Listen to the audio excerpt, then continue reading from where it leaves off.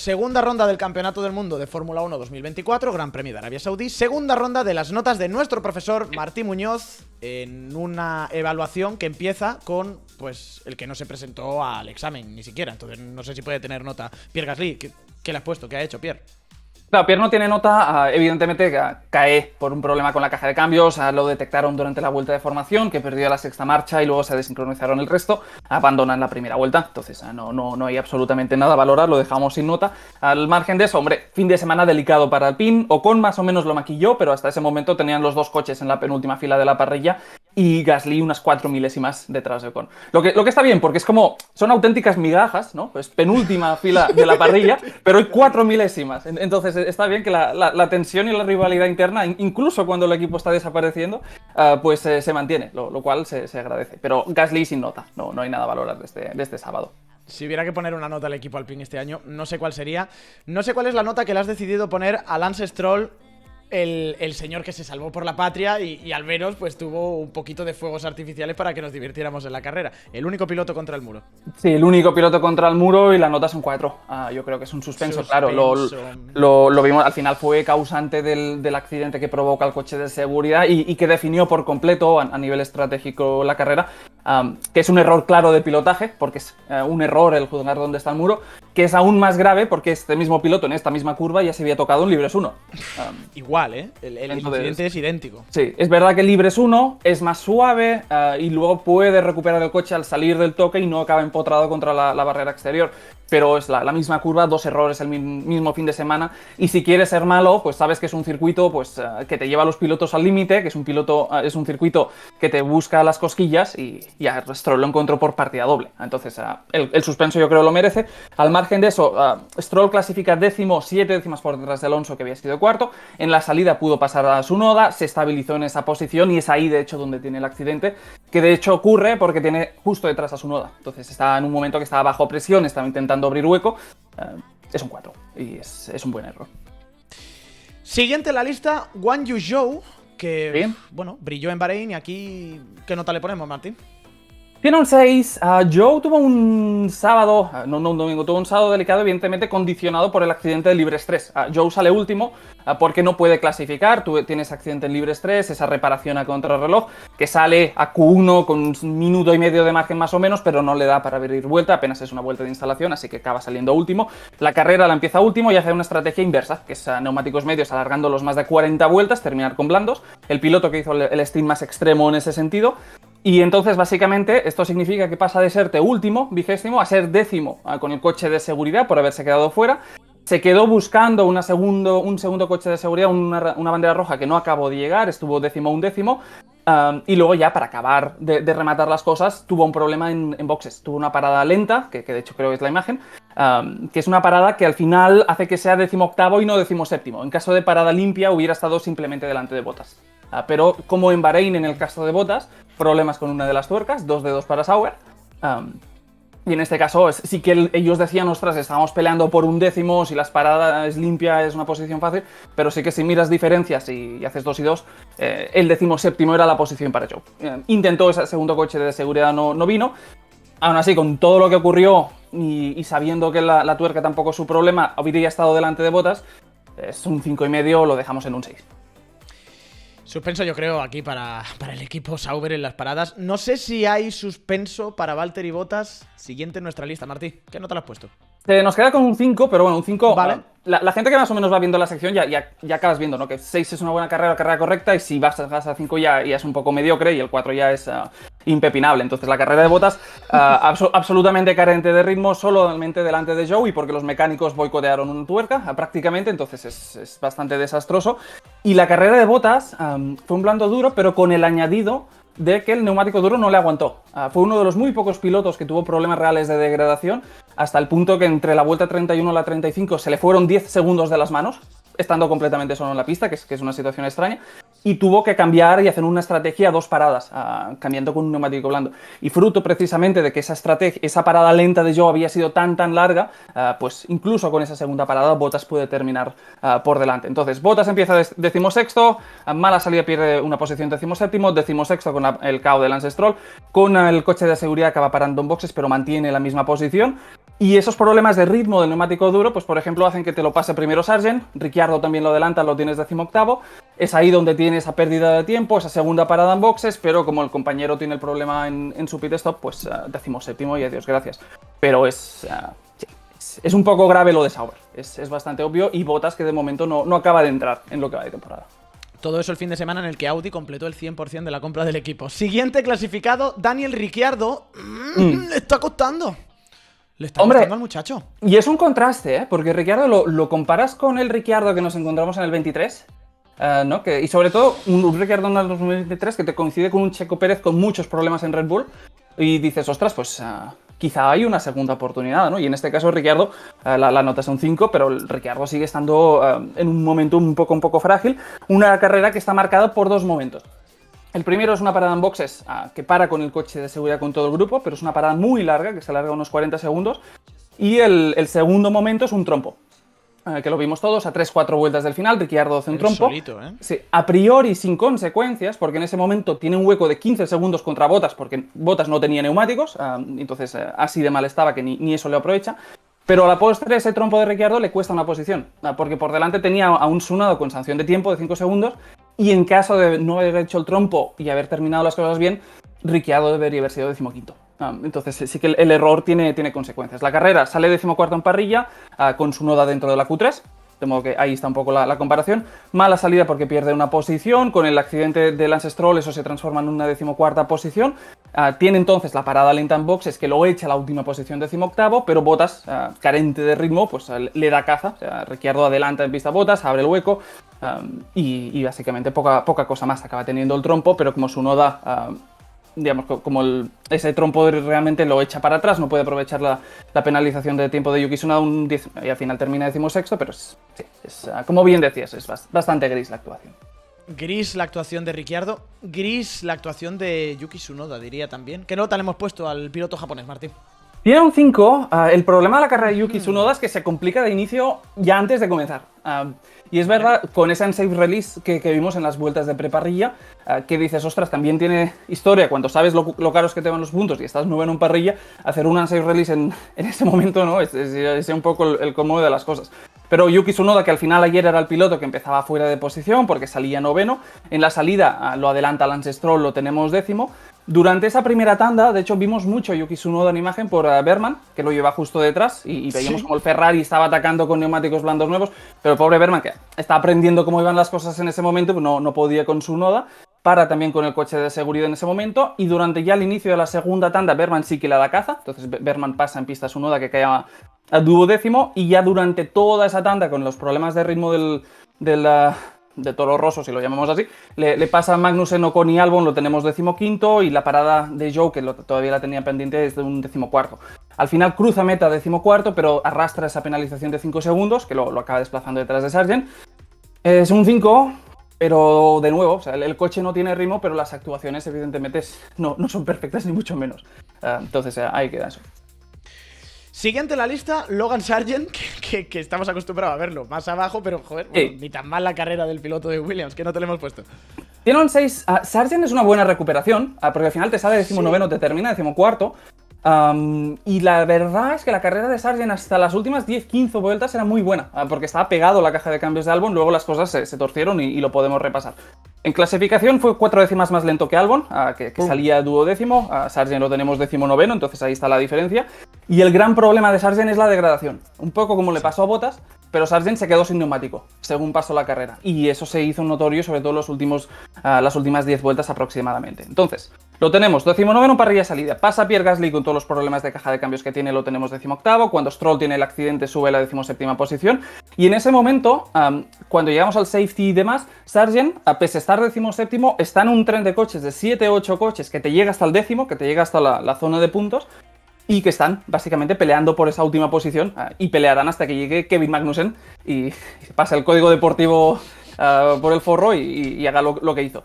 Pero bueno, Sargent en ese momento lo tenemos ahí y está en la caja de cambios de Albon. De hecho, buena parte de la carrera de Logan Sargent la hace 2-3 segundos de su compañero de equipo.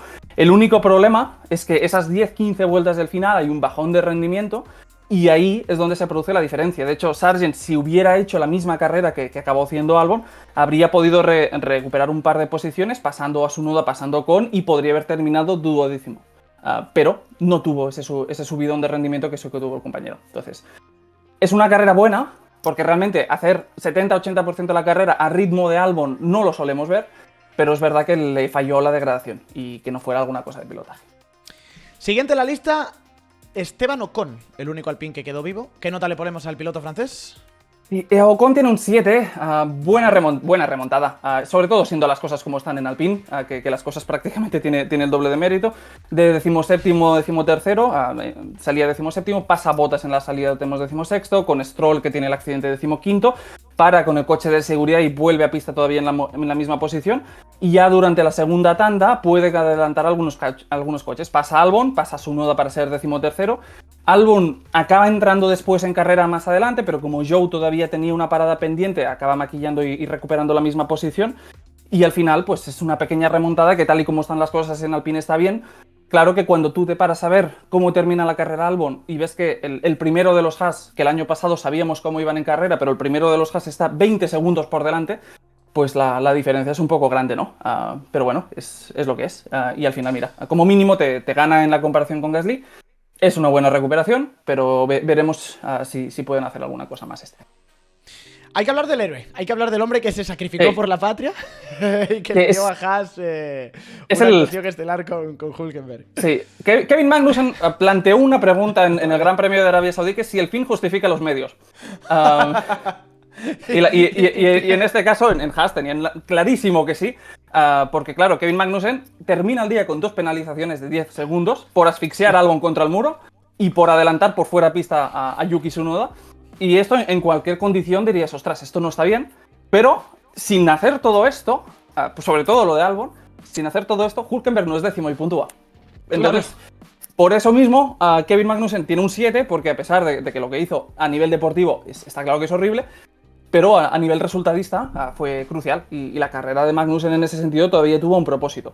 Entonces, todo esto viene del hecho de que Haas fue uno de esos equipos que con el coche de seguridad partió estrategias. En ese momento, el coche de delante, que era Magnussen, a este coche lo acaban por parar en boxes, a Hülkenberg no. Hülkenberg lo dejan continuar para adelante y acaba llegando hasta la zona de puntos. Podemos ver cómo lo hace. Magnussen, que te sale 13º en parrilla, gana una posición en la salida duodécimo, con el accidente de Lance Stroll 11º, y cuando regresa de la parada en coche de seguridad lo tenemos 13º. Entonces, luego, después de esto, te pasa Yuki Tsunoda con la penalización de turno, lo tenemos duodécimo, y a partir de ahí empieza el recital. Porque claro, en ese momento, por acción de ese tren de 7-8 coches que están persiguiendo el décimo, la diferencia entre los dos coches de Haas eran de unos 4 segundos, más o menos. Y en ese momento, Hülkenberg, que te está rodando octavo, noveno, si te hace la parada en boxes justo entonces, te sale último a pista. Entonces, durante las siguientes 15 vueltas, más o menos, a base de frenar el grupo, Magnussen lo que hace es que este gap de 4 segundos suba hasta los 20 segundos, de tal forma que cuando Hülkenberg acaba sirviendo la parada en boxes, regresa a un décimo, justo detrás de un Zhou que todavía estaba pendiente de parada, de modo que Hülkenberg es décimo, y Magnussen que acaba puntuando. Bueno, no puntúa él, pero digamos que acaba contribuyendo los puntos, cruza línea de meta a un décimo, pero con la penalización duodécimo. Entonces, es obvio que si esto lo hicieran los pilotos en el día a día, esto sería un sin control, y sería básicamente preocupante, pero Magnussen influyó claramente en el punto del compañero. Entonces, el 7 lo tiene. Bueno, de hecho, Magnussen, o sea, influye, pero luego también Hülkenberg es capaz de estar por delante de Alex Albon, con esa luchita que tuvo. Con un alerón roto. Con un alerón roto. Porque se lo rompió Kevin Magnussen. Kevin Magnussen. Claro, entonces, claro, todo influye un poco en la situación. Hülkenberg, claro, hizo muy bien las cosas.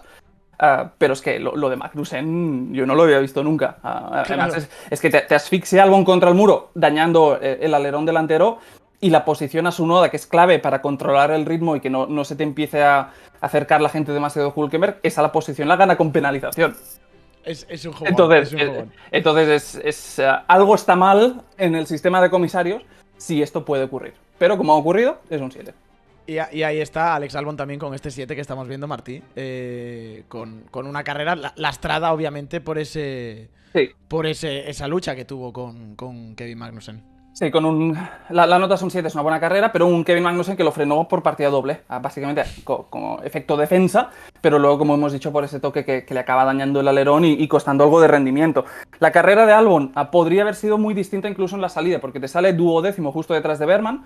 La salida es buena, parece que supera a Berman, pero cuando llega a la primera curva llega en tráfico, entonces de poder ser un décimo y estar fuera de la influencia de los Haas incluso, lo pasas a tener 13º por detrás de Magnussen, ya al momento incluso. Entonces la carrera se complica bastante.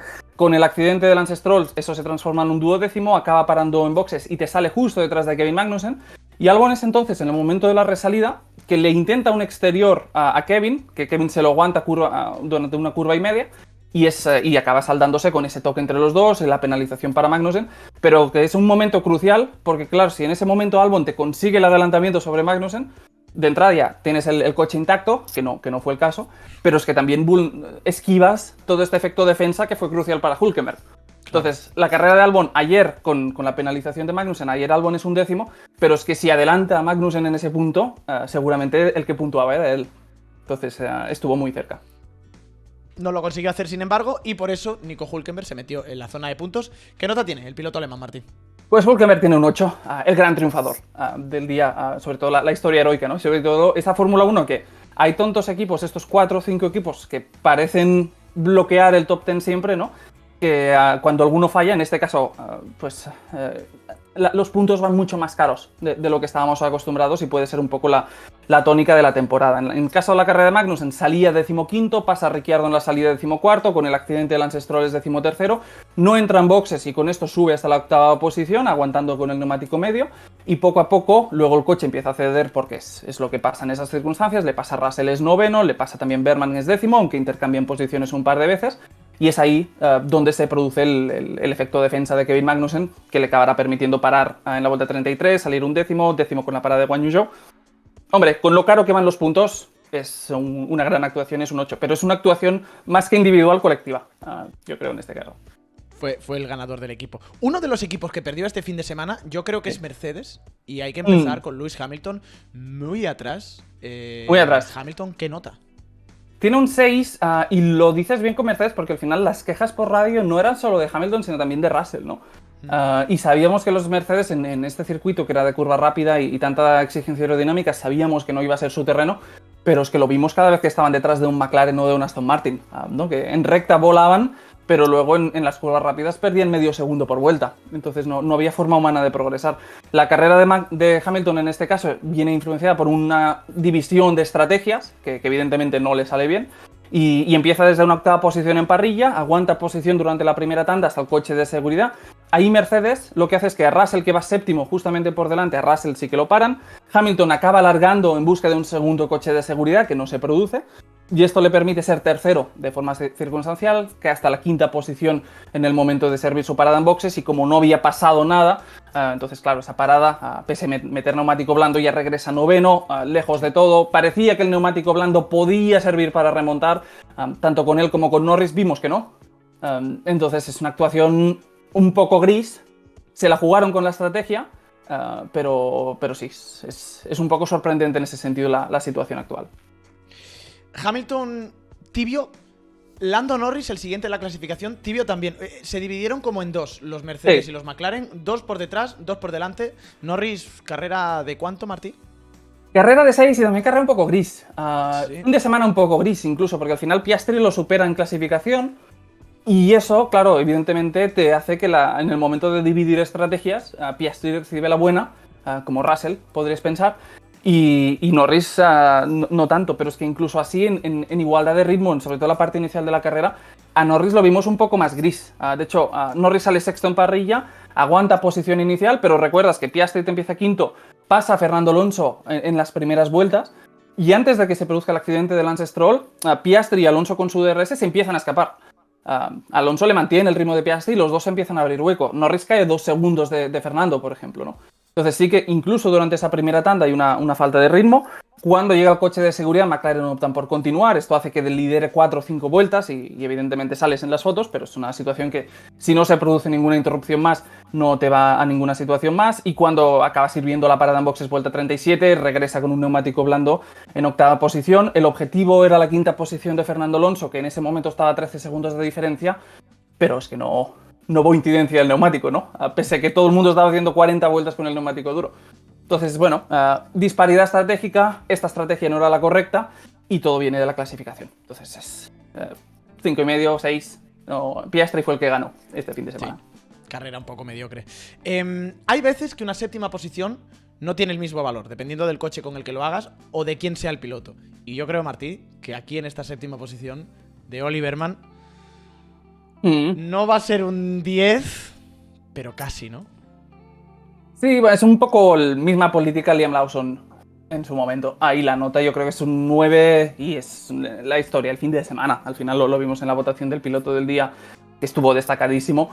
Y es que cuando sabes que solo el pobre hombre de 18 años, que solo ha tenido 60 minutos de libre estrés con una bandera roja de por medio. Ni siquiera 60, exacto. Claro. Luego de esto ya te pasas a clasificación, que dices, ostras, sí, no te entra Q3, pero cuando queda Q2 es medio segundo contra Leclerc. Y dices, aquí tenemos normalizado que Verstappen le meta 3 a Pérez por fin de semana. Entonces, sí. Medio segundo a Leclerc en estas condiciones está muy, muy bien. Y luego la carrera, evidentemente, pues lo único que se le pedía era que no estrellara el coche. Yo creo que si Berman te supera el fin de semana sin estrellar el coche, es un éxito. Y lo que hizo fue mucho más que eso, porque al final vimos todos una progresión de la vuelta 1 a la 50 que estuvo muy bien y que es chulo de ver incluso, ¿no? Porque al final todo está tan preparado en Fórmula 1 que no acabamos teniendo estas situaciones donde ves a alguien, ¿sabes?, superado por las circunstancias y aprendiendo en directo. Entonces eso sí que fue seguramente lo más interesante de ver de la carrera.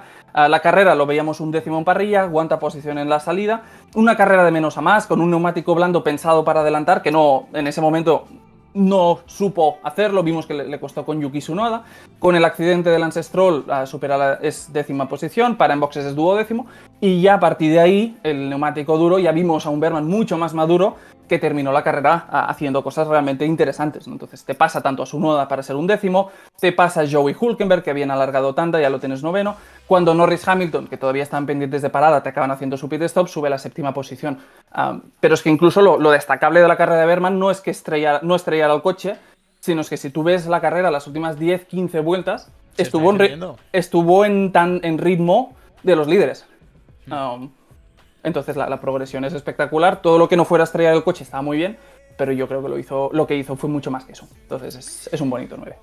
Absolutamente sobresaliente la carrera de Oliverman. No sé si piensas lo mismo de la de George Russell, que terminó una posición por encima de él y se comió el alerón trasero de Alonso todo el Gran Premio. Sí. Unas 40 vueltas estuvo viéndolo, ¿eh? Sí. Sí, tiene una buena radiografía del Aston Martin ahora. Hombre, es un 7, pero bastante gris. Evidentemente, sí que clasifica justamente delante de Hamilton, entonces dentro del duelo interno está bien. Pero igual que Hamilton, Russell lo vimos muy incómodo con el coche. Y esa comparativa, esa persecución a Alonso fue muy buena para ver las características de cada coche, ¿no? Como el Mercedes cerraba la brecha en las rectas largas, pero es que a la que llegaban curvas, este coche sufre una barbaridad. Entonces veremos si sigue evolucionando o no, pero a Russell evidentemente lo pasó un poco mal. Lo tuvimos 7º en parrilla. Llegó así hasta el accidente de Lance Stroll, todavía 7º. El Mercedes en ese momento parte en estrategia, Russell para en boxes, Hamilton alarga. Cuando Russell se reincorpora es 9º, por acción de 2 coches que no habían parado en boxes, esos son Hamilton y Hülkenberg, y él consigue adelantarlos para recuperar la 7ª posición. Y como bien dices, pues estuvo detrás de Fernando Alonso. Estuvo desde la vuelta 14 hasta la vuelta 50, unas 36 vueltas a 2 segundos, incluso menos en algunos momentos. No hubo forma humana de pasarlo. Entonces está bien, porque la carrera está bien, es positiva por su parte.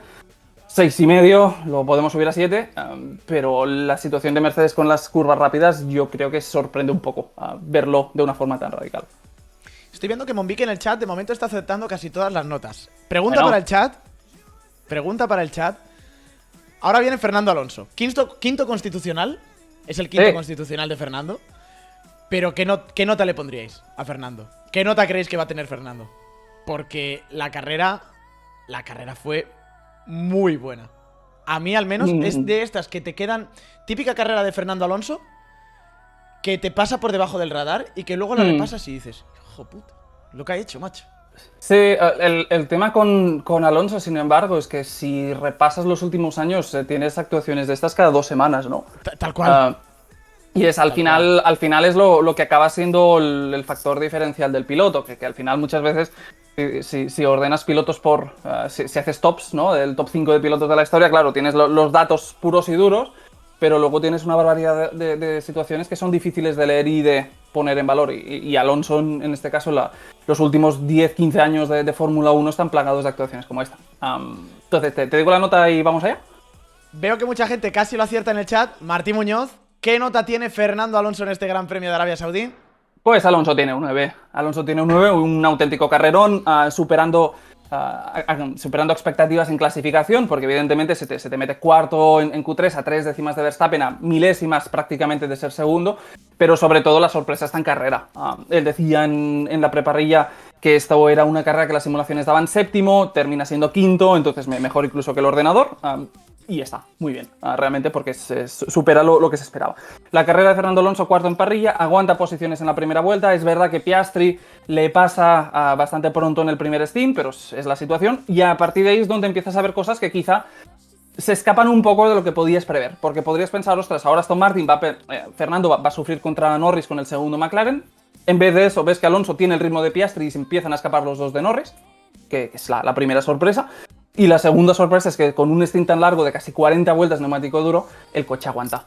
Y aguanta resistiéndote contra George Russell en la recta final de la carrera, ¿no? Entonces te mejora incluso los augurios que podías tener después de los entrenamientos.